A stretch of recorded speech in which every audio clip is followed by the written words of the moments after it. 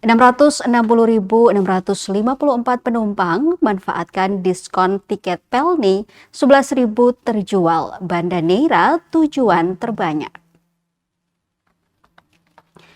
PT Pelayaran Nasional Indonesia atau Pelni secara nasional mencatat sebanyak 660.654 penumpang memanfaatkan diskon tiket kapal 30%, stimulus ekonomi dari pemerintah selama libur sekolah 2026.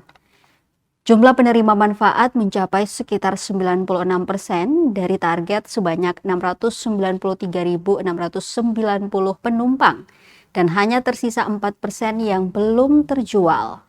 Sementara itu untuk wilayah timur tercatat sebanyak 11.395 penumpang dengan 3 rute pelabuhan terbanyak, yakni Banda Neira penumpang mencapai 4.495, disusul Bau-Bau sebanyak 3.724 dan Tual sebanyak 3.176 penumpang.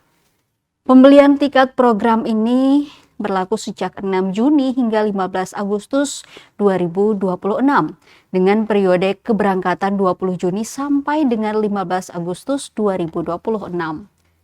Sebanyak 10 armada kapal yang dikerahkan untuk melayani program ini yakni KM Labobar, KM Gapulu, KM Doloronda, KM Ciremai, KM Dobon Solo, KM Sirimau, KM Leuser, KM Tatamailau, KM Sangiang, dan KM Pangrango.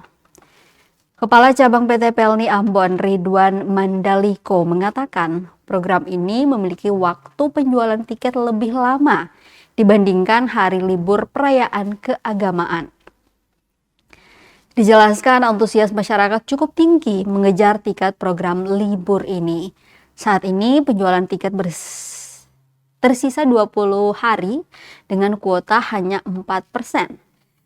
Ia memperkirakan program tersebut akan selesai sebelum waktunya. Untuk itu, bagi masyarakat yang mau melakukan perjalanan, diimbau membeli tiket di dalam periode libur panjang ini. Pelni juga mengimbau masyarakat agar membeli tiket melalui kanal penjualan resmi yang telah disediakan. Langkah tersebut dilakukan untuk menghindari penipuan, sekaligus memastikan penumpang memperoleh tiket dengan harga sesuai ketentuan program diskon.